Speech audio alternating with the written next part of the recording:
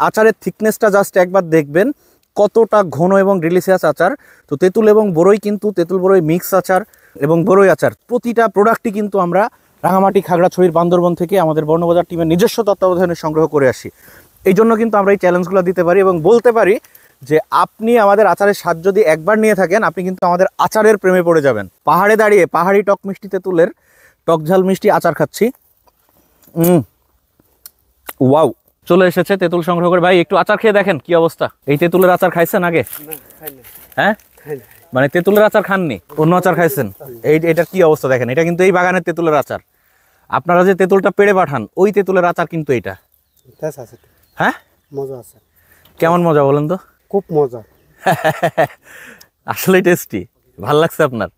তো এই তেঁতুল, আপনারা যে তেঁতুলগুলো আমাদের কাছে পাঠান, এই তেঁতুলের আচার কিন্তু আমরা বানায় আমাদের কাস্টমারকে পাঠাই। এবং আমরা যেটা বলি যে আমরা পাহাড় থেকে নিই। তো আমাদের এই যে পাহাড়ি টিম, বর্ণবাজারের নিজস্ব টিম, এই টিম কিন্তু এই তেঁতুলগুলো সংগ্রহ করে পাঠায় এবং সম্পূর্ণ নিজস্ব তত্ত্বাবধানে কিন্তু তেঁতুলগুলো সংগ্রহ করে আচার বানিয়ে তারপর আপনাদেরকে পৌঁছানো হয়। আর আচারের কালারটা তো আপনারা আগে থেকেই জানেন।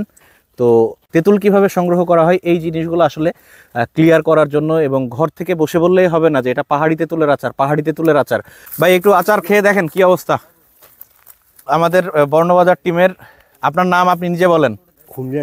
তো এই যে তেঁতুলটা সংগ্রহ করেন, এটা কি বেশ সহজ না কঠিন কাজ? কঠিন, অনেক কঠিন। হ্যাঁ, আমরা কঠিন, অনেক কঠিন না? এই যে পাহাড়, মাটি থেকে প্রায় 100 ফিটের উঁচুতে গাছের উপরে উঠে তেঁতুল পাড়া। তো এই যে আপনারা যে তেঁতুলটা আমাদের কাছে পাঠান, ওই তেঁতুলের আচার কিন্তু এটা অনেক মজা। তো এই আচারের থিকনেসটাও কিন্তু অনেক বেশি, অনেক ঘন না আচারটা? এই যে আচারের রং, আপনারা যে তেঁতুলটা গাছ পাকা তেঁতুল তো পাঠান, তাই না? তো এই গাছ পাকা তেঁতুলের আচার কিন্তু এটা। জাস্ট একটু খেয়ে দেখেন আপনি যে কি অবস্থা, স্বাদটা কেমন এটা একটু বলেন। অনেক মজা, এটা অনেক মজা, ভালো লাগতেছে খাইতে?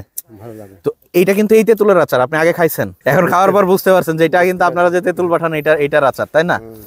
তো পাহাড় থেকে যে আমরা তেঁতুল সংগ্রহ করে নিয়ে যাই, এখানে তো রেগুলার বেসিসে আমাদের যে প্রতিনিধি আছে, আপনারা আছেন, আপনারাই তো এই কাজগুলো করেন, তাই না? তেঁতুলগুলো তো আপনারা সংগ্রহ করেন গাছ থেকে, এটা তো কন্টিনিউ প্রসেসে আপনারা করেন, প্রতিদিনই করেন, তাই না?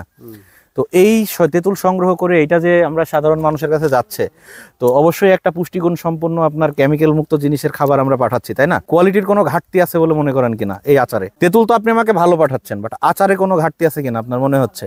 গ্যারান্টি আছে, এটা গ্যারান্টি আছে। আচ্ছা, ধন্যবাদ।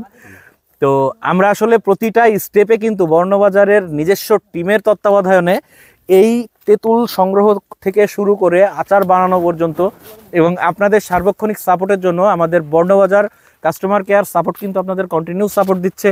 এবং কোনো অভিযোগ থাকলে সেই অভিযোগটাও আমরা সাথে সাথে দেখছি, কোনো পরামর্শ বা উপদেশ থাকলে সেটা নিয়েও কিন্তু আমরা কাজ করছি।